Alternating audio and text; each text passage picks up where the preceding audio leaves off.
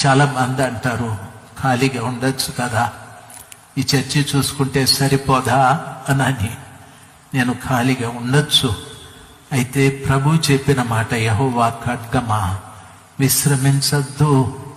నువ్వు ఖాళీగా ఉంటే ఎంతమంది జనం పాడైపోతారో, సాతానుడు ఎంతని పాడు చేస్తాడో, సాతాను ఎన్ని కుటుంబాలని పాడు చేస్తాడో, ఎంతమంది యవన బిడ్డల్ని పాడు చేస్తాడో, ఎంతమంది జీవితాలను పనికి రాకుండా చేసేస్తాడో.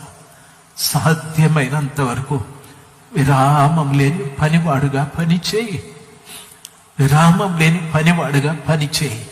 ఎంతో మంది భక్తులు నేను ఎక్కువగా యేసన్న గారితో ఉన్నప్పుడు అన్నకు ఎన్ని ప్రాబ్లమ్సో ఆ దైవజనుడు ఒక్కరోజు కూడా నాతో చెప్పేవాడు, శేఖర్ అన్న, నన్ను అనేవాడు, నేను ఎవరికైనా సువార్త చెప్పకుండా అంత అన్నం తినను. నేను పొద్దుగుకే లోపల ఎవడికో ఓడికి సువార్త చెప్పాలి. నేను పడక మీద ఉండేటప్పుడు కూడా ఆ దైవజనుని పాదదోలికి కూడా నేను పనికి రాను. ఆ రీతిగా చెప్పేవాడు.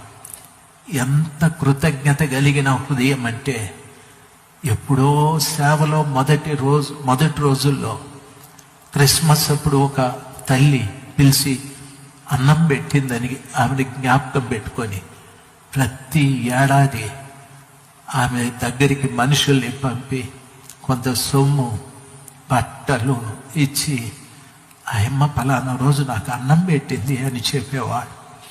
దయచేసి గమనించాలి, అంత కృతజ్ఞత హృదయం కలిగిన దైవ సేవకుడు, విరామం లేకుండా పనిచేసిన దైవ సేవకుడు, ఆఖరి క్షణం వరకు సాతానుడితో పోరాడి వేల వేల వేల వేల మందిని ప్రభు దగ్గరికి నడిపించిన గొప్ప దైవ సేవకుడు. దైవజనులారా, ఆలోచించండి. ప్రభు పిల్లలు, మీరెక్కడ యెహోవా ఖడ్గాని పెట్టి నిమ్మళమైపోయారో, దయచేసి అది విరామం లేకుండా పనిచేయాలి.